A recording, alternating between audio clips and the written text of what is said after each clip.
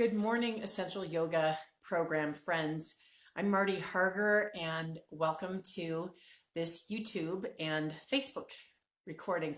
I wanted to talk with you today, asking the question about whether you really give yourself permission to explore some new dimensions in your yoga practice. At this start of the new year, it's a great opportunity for us to maybe open our thinking, our vision, and our intention for our practice in the new year, and to open ourselves up to different ideas. As an example, by the way, I'm here in my turtleneck and in my warm sweater because it's snowing where I live. And this is a time of year where I'm not going to be wearing a yoga outfit talking to you guys because I've already gone through that layers of practicing in clothing that's warm. As just an example of something that's different in a practice than just wearing a yoga outfit and practicing in a studio. I love to practice right here by my fireplace in my home.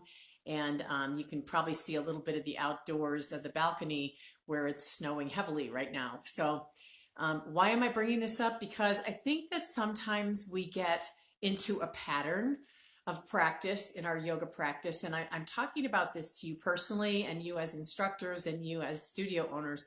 We get into a protocol almost type approach to how we practice yoga. We have certain days of the week maybe that we practice. We have certain types of yoga classes that we attend. And we get ourselves in a place where we start limiting our thinking.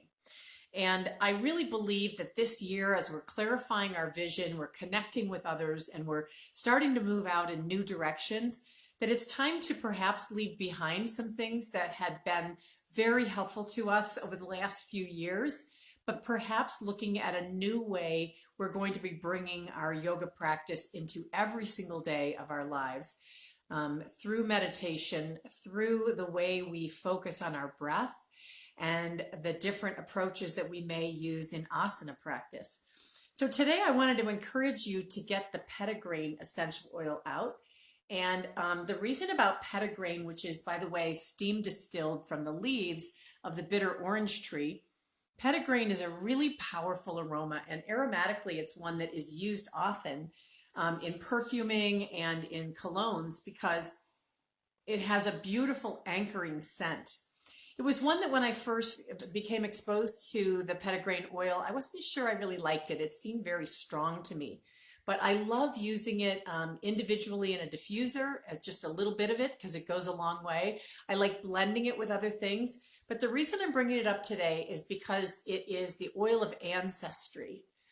And I think that this concept of what has been our ancestry over the last decade and where are we headed in the future is an important thing to think about. Listen to this for a second. Petitgrain invokes a deep appreciation for positive forms of ancestral knowledge, wisdom, and family history. And this really is an oil that invites individuals to choose to honor the good that was inherited from their family, and I would say yoga tradition, and also make the path lighter for those who follow. So petitgrain is a great aid for healing a complicated family history. Petitgrain invites healthy awareness and balance. It encourages those who view any departure from tradition as a betrayal of the family to release that fear of disapproval and forge the path that is right for them. Now, the reason I'm bringing this up today is because over the course of time, with the essential oils and your yoga practice, you hopefully will notice when it's time for you to move on to something else, whether it's a different instructor, a different studio, a different form of practice, a different emphasis in some aspect of your yoga practice. I know for me, I've been really trying to concentrate on and think about how do I feel when I practice in different ways. It could be as simple as perhaps you had a very strong Ashtanga practice and over time your shoulders no longer can take that.